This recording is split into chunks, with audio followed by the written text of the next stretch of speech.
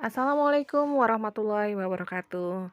Selamat pagi anak-anakku semua. Semoga kalian dalam kondisi sehat walafiat. Untuk hari ini, Ibu masih akan membahas uh, tentang potongan daging dan hasil olahannya.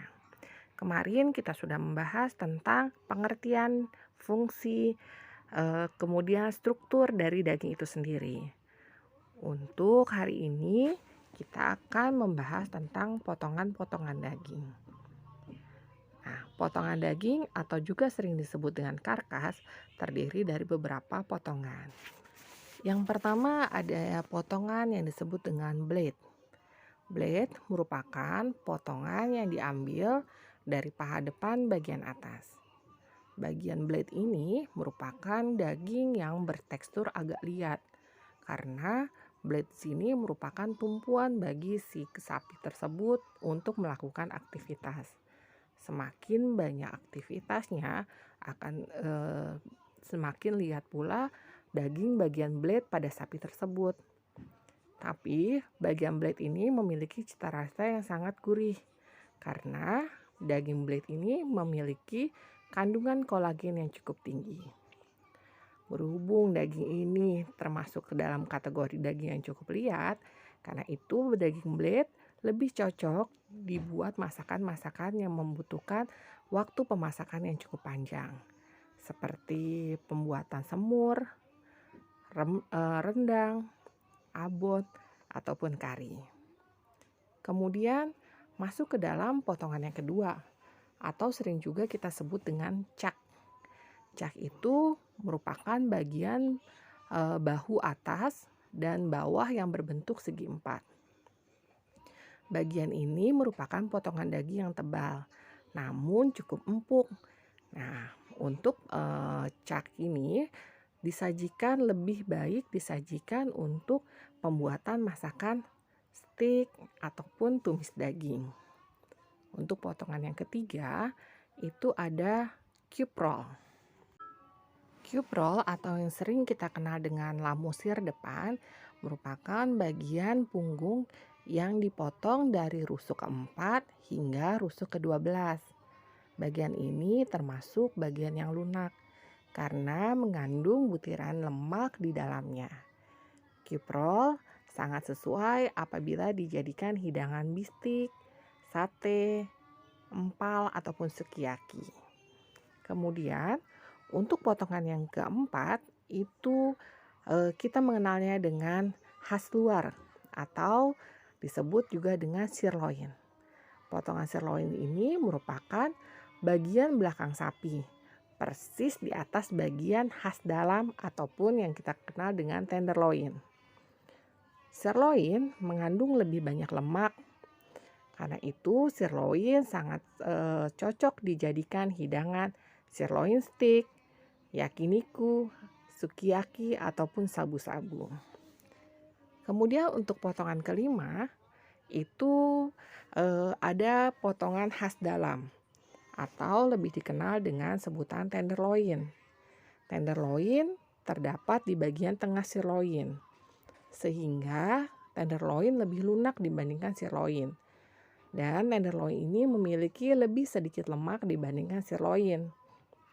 Untuk mengolah tenderloin cukup dimasak dengan menggunakan waktu yang cukup yang sebentar.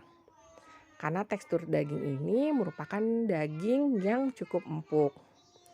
Kemudian hidangan yang cocok dalam pembuatan tenderloin ini seperti tenderloin steak ataupun dibuat filet mignon. Masuk ke potongan yang keenam, kita disebut dengan top side atau penutup atau sering juga dikenal dengan tanjung. Bagian ini merupakan bagian paha belakang sapi yang terdiri dari beberapa jenis potongan. Yang termasuk ke dalam top side ini ada ram, knuckle atau kelapa, daging kelapa ataupun penutup atau dikenal juga dengan inside atau top side. Tanjung adalah bagian pinggang sapi yang dilapisi oleh lemak yang cukup banyak. Dapat dipotong sebagai ram ataupun dipotong lagi menjadi ram stick. Daging tanjung ini termasuk jenis daging yang lunak, yang biasa dipanggang, digrill, ataupun diboil. Potongan ketujuh yaitu silver side, atau sering juga dikenal dengan pendasar ataupun gandik. Daging gandik ini terdapat di paha belakang bagian bawah. Daging gandik merupakan daging yang cukup padat dan tidak mengandung banyak lemak. Daging gandik cocok disajikan atau dibuat hidangan seperti dendeng, abon, ataupun rendang. Kemudian untuk potongan yang ke-8, ada yang disebut dengan inside, yaitu bagian daging sapi yang terletak di bagian paha belakang sapi dan sudah mendekati area bokong sapi. Potongan bagian ini sangat tipis dan kurang lebih sangat liat. Selain itu, bagian ini sangat kurang lemak, sehingga jika dibakar ataupun dipanggang akan sangat lama melunakkannya. Dan rasanya juga kurang gurih karena kandungan lemaknya yang cukup sedikit. Biasanya daging ini dijadikan untuk campuran topping pada pizza.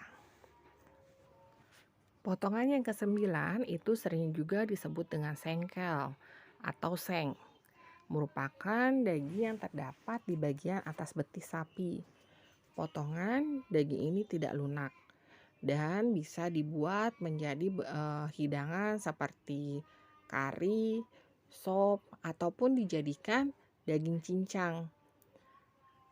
Kemudian untuk potongan yang ke-10 itu ada flank atau dikenal juga dengan samkan.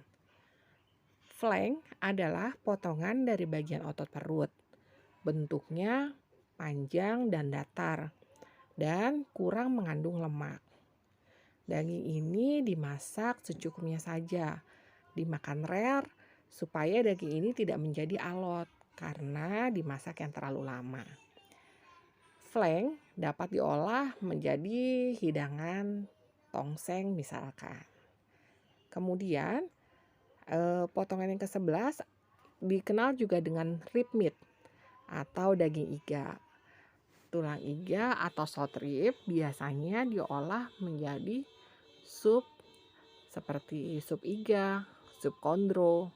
Bisa juga dipanggang ataupun rib eye stick. Merupakan potongan dalam bentuk stick.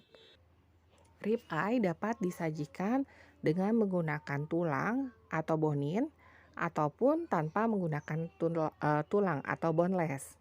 Biasanya bagian ini digunakan sebagai sebagai hidangan masakan khas Makassar, yaitu sup kondro.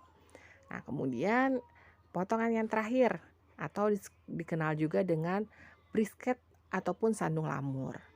Potongan bagian dada, pangkal, dan bagian ujung.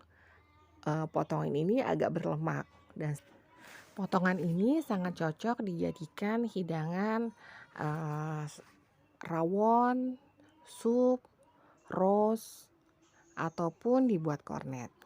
Sampai sini pertemuan kita hari ini. Apabila ada yang ditanyakan, silakan kalian masukkan ke forum diskusi. Wabillahi taufiq wal hidayah. Wassalamualaikum warahmatullahi wabarakatuh.